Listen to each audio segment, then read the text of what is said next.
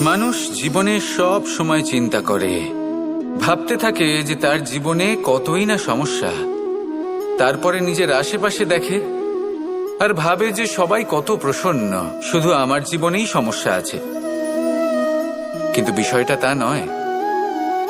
শুধু প্রত্যেক ব্যক্তিরই নয়, প্রত্যেক প্রাণীরও জীবনে সমস্যা আছে।